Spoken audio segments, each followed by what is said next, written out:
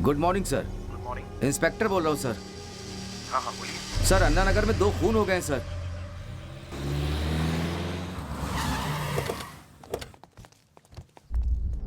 Yes sir. हाँ,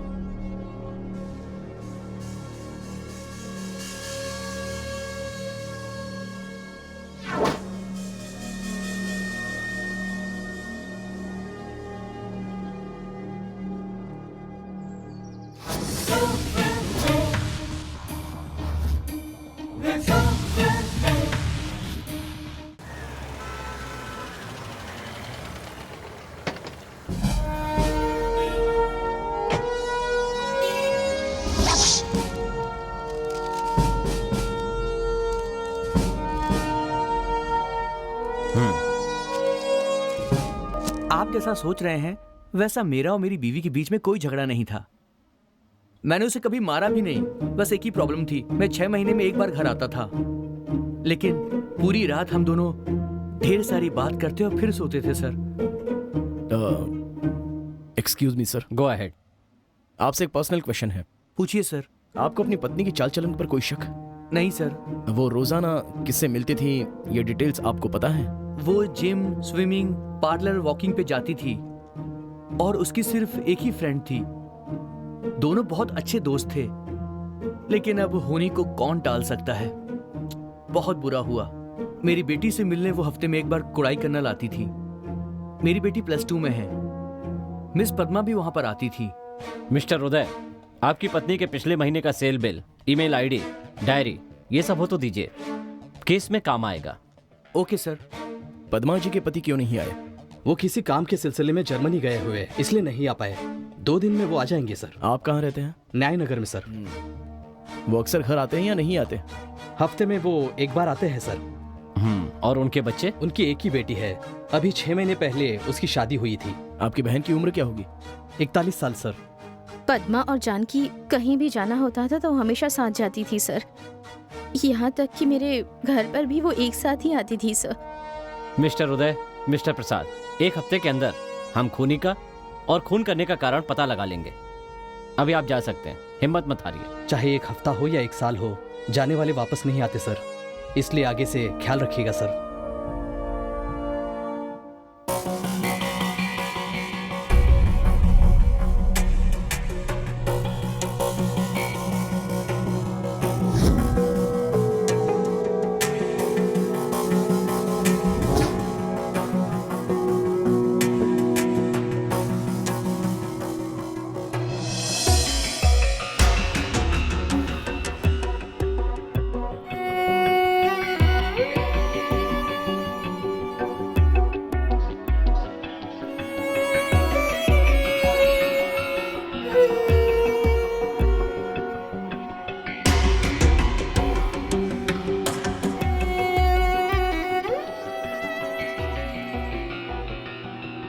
mister रतन sir, हमने जो पूछताछ की वो खुद को बेवकूफ बनाने के लिए या फिर तसल्ली के लिए की है? सिटी में ये क्या हो रहा है? हम क्या कर रहे हैं? कुछ समझ में नहीं आ रहा है, लेकिन एक बात तो साफ है, अक्यूज्ड हमसे ज्यादा शातिर है सर। जो बात सिर्फ हम दोनों को पता है वो उसे कैसे पता चल जाती है? या फिर हमें कोई फॉलो कर रहा है? मेरी भी समझ में नहीं आ रहा है। या तो मुझे तुम पर शक करना होगा या तुम्हें मुझ पर शक करना होगा। सर, इस केस को सीरियसली लेकर सिंसियरली और सीक्रेटली डील करना होगा, क्योंकि कल्प्रिट हमारे पास ही है। सर, इस केस को ढीला नहीं छोड़ सकते। अगर हमने इसमें ढील दी तो कई लोगों की जानें जा सकती हैं।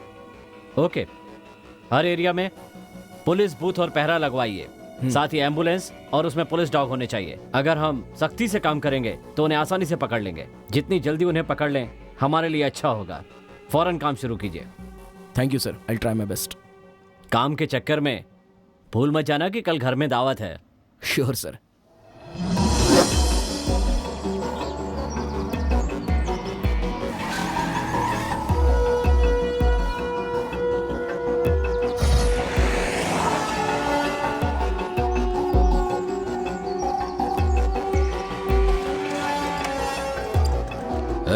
तुम लोग सब लोग अलर्ट रहना, सोते मत रहना, समझ गए ना? पूरी मुस्तैदी से नजर रखना।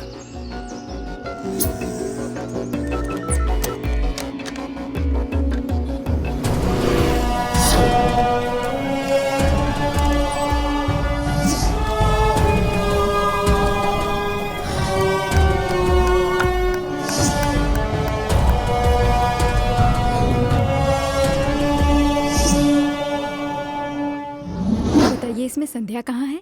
दामाद जी, ये एल्बम देखिए।